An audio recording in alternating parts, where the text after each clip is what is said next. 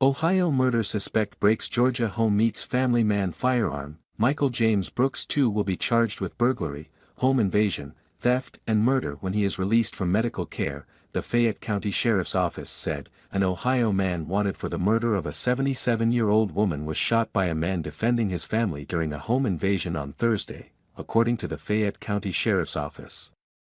Michael James Brooks II, of Columbus, Ohio, was hospitalized Friday for injuries sustained during the home invasion. When he is released from medical care, he will face charges for burglary, home invasion and theft by receiving in Georgia and murder charges in Ohio, police said. Investigators said Brooks has an extensive criminal history. He is wanted in connection with the fatal stabbing of Emily Foster, which occurred on September 9, 2023, in Columbus, Ohio, and also for the carjacking of a red Ford F-150 truck in Kettering, Ohio, which was later found outside the burglarized home in Georgia. Fayette County Sheriff's Office, FCSO, deputies responded to a burglary call at the home just before 2 a.m. on Thursday. A security alarm at the home also alerted police to a potential intruder. Deputies were less than 3 minutes away.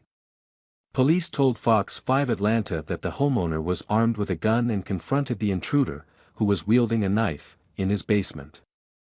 The homeowner reportedly warned the suspect before shooting him. Police said the homeowner then left the basement and took up a defensive position on the second-floor staircase to protect his family. There, he took his stand as the subject made his way up to the second floor.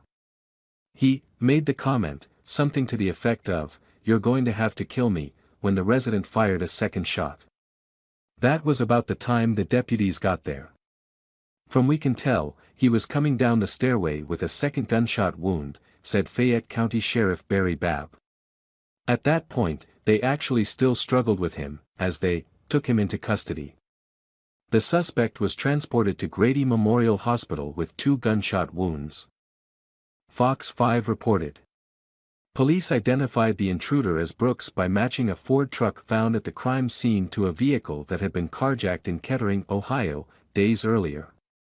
Fayette County deputies said the truck had different plates from the original displayed. Fayette County investigators said the suspect had approached multiple houses in the Georgia neighborhood and that the targeted residence had been chosen at random.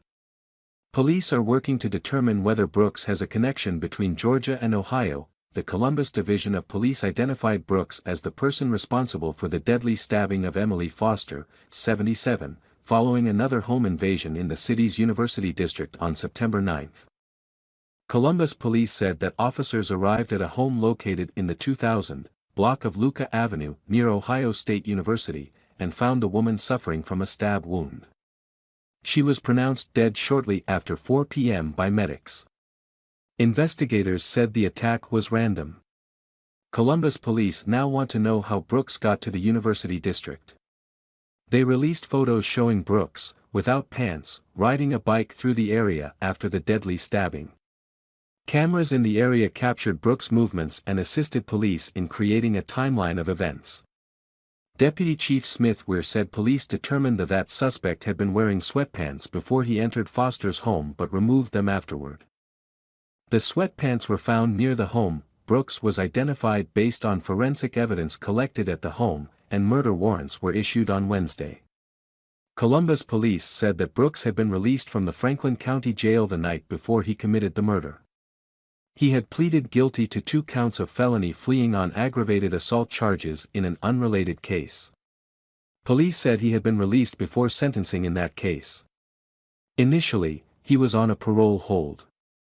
And the second part is, I believe, at a certain point, the parole hold ended, and he began serving time on the pending felony assault charge, said Deputy Chief Weir. And at that point, he was awaiting sentencing. And I believe he bonded out at that point. Fox 5 reported that Brooks has served time for aggravated robbery, and receiving stolen property, having been released in 2016, according to the Ohio Department of Rehabilitation and Corrections. He was on parole until June of this year, the outlet reported.